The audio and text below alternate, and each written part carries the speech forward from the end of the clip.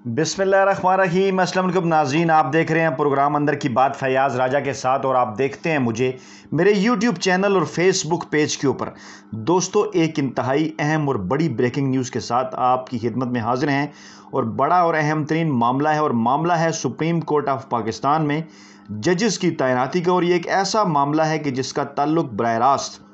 Justice काजी फ़ाइज़ ईसा, जो पाकिस्तान की तारीख़ के एक मतनाज़ा जज हैं इस वक्त सुप्रीम कोर्ट के, उनके मुस्तकबिल के साथ बराह रास्त ये मामला जुड़ा हुआ है कि आया वो सुप्रीम कोर्ट में रहेंगे, पाकिस्तान के चीफ़ जस्टिस के ओहदे पर वो फाइज़ होंगे आगे जाकर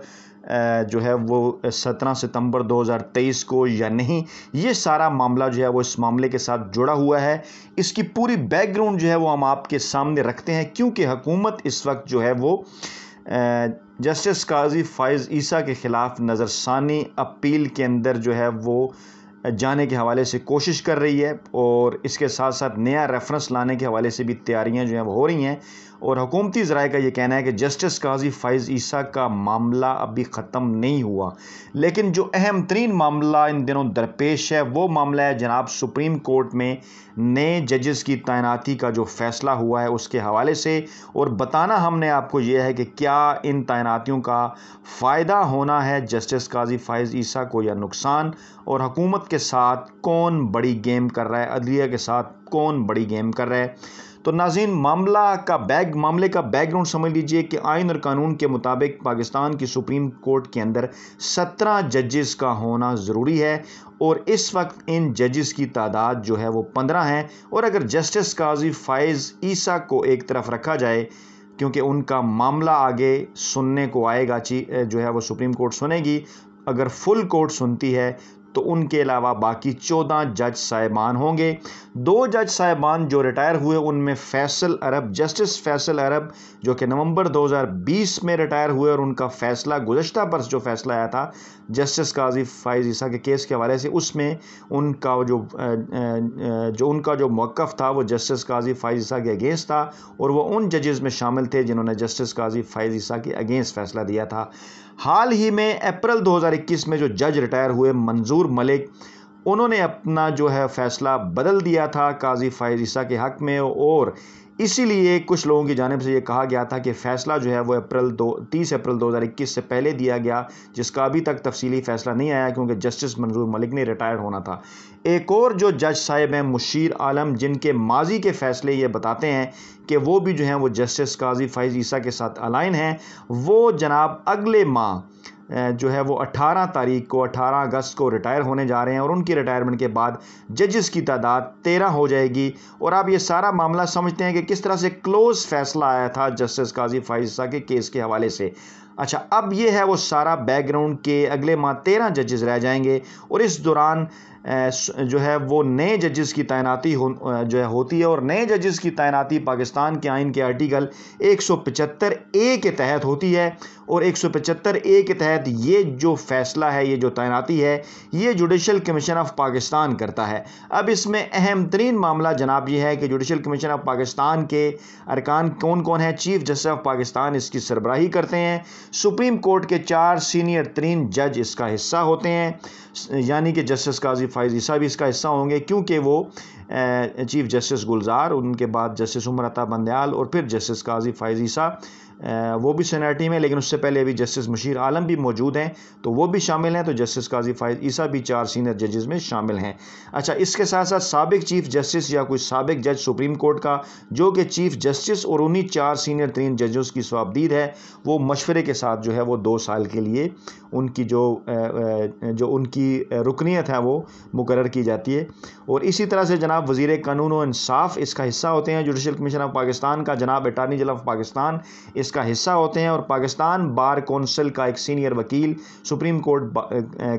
के ये वकील होते हैं और पाकिस्तान बार कौंसिल जनाब इनका नाम दिया करती है। तो ये है पूरी कंपोजिशन। इसमें आप देखेंगे पाकिस्तान बार कौंसिल का भी हिस्सा होता है। अब चाहे कोई माने या ना माने, इस सारे मामले के ऊपर सियासत की जा रही है। सुप्रीम कोर्ट को, सुप्रीम जुडिशल काउंसिल को दबाव में लाया जा रहा है कि किन नए जजेस की तैनाती की जानी चाहिए सुप्रीम कोर्ट के अंदर, क्योंकि मैं आपको ये बता चुका कि मामला सारा जुड़ा है जस्टिस काजी फाइज ईसा के हवाले से, और 2 जजेस अभी जिनके हवाले से नाम सामने आ रहा था, मतवक्का जज जो आने थे सुप्रीम कोर्ट में ये सीटें फुलफिल करने के लिए जो खाली हैं, उनमें एक नाम लिया जा रहा था सिंध हाई कोर्ट के जस्टिस मोहम्मद अली मज़र का, जो कि सिंध हाई कोर्ट में सीनियरिटी के लिहाज से 5वें नंबर पर हैं, जबकि दूसरे जज जिनका नाम लिया जा रहा था वो बलूचिस्तान हाई कोर्ट के चीफ जस्टिस हैं और नाम है उनका जमाल खान मंदोखेल। इन दोनों जजेस को सुप्रीम कोर्ट में तैनाती के हवाले से खबरें जो है वो आ रही थी। अब एक मामला और समझ लीजिए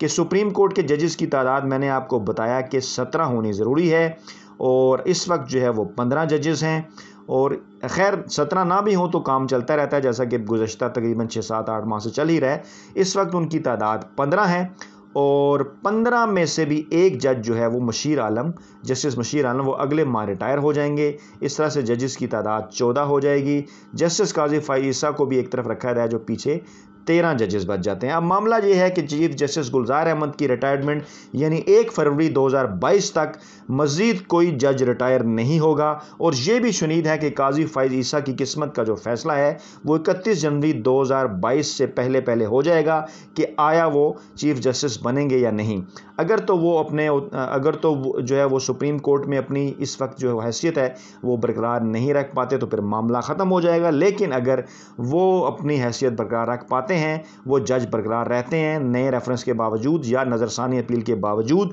तो उमर अता बंदयाल, जस्टिस उमर अता बंदयाल जो उनसे सीनियर हैं, वो जनाब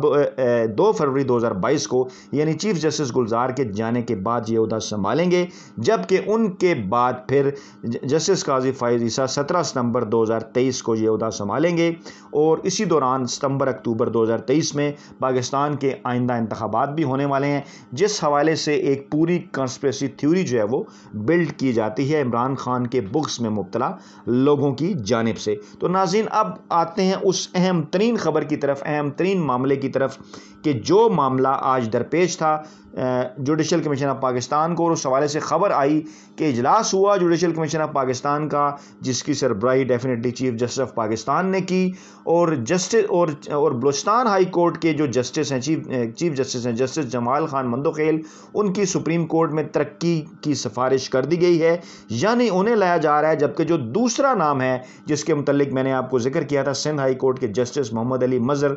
उनके ऊपर पाकिस्तान बार कौंसिल के वकला तंजीमों के एतराज़ात हैं। शायद उन्हें कहीं से ये शुनीद मिली है कि वो जस्टिस काजी फाइज ईसा के साथ अलाइन नहीं होंगे। लोग ज़रा इस बात का दावा कर रहे हैं। अब देखिए कैसे इस बात के ऊपर सियासत हो रही है कि उनको लेकर, अब जैसे जस्टिस जो हैं जमाल खान मंदोखेल, उनकी तो सुप्रीम कोर्ट में तरक्की देने की उनकी सिफारिश कर दी गई आज इस जुडिशल कमीशन ने, जबकि उनकी जगह पर सीनियर तरीन जज जस्टिस नईम अख्तर अफगान जो हैं वो chief justice Balochistan high court होंगे। लेकिन सिंध हाई कोर्ट के जस्टिस, जिनका मैंने पहले भी आपको नाम बताया, मोहम्मद अली मज़र, जो कि जिनको सुप्रीम कोर्ट में तरक्की दी जानी थी, उनका नाम आ रहा था, जो कि सीनियरिटी में 5वें नंबर पे हैं, उनका मामला मुअख्खर कर दिया गया है। चीफ जस्टिस गुलजार अहमद की ज़ेर सदारत ये इजलास हुआ, और ज़राए के मुताबिक इस इजलास में एक लंबा वक्फा भी हुआ, और पाकिस्तान बार कौंसिल और सुप्रीम कोर्ट बार एसोसिएशन ने सिंध हाई कोर्ट की सीनियरिटी लिस्ट में 5वें नंबर पर मौजूद ये जो जज साहब हैं, जिनका नाम जस्टिस मोहम्मद अली मज़र है,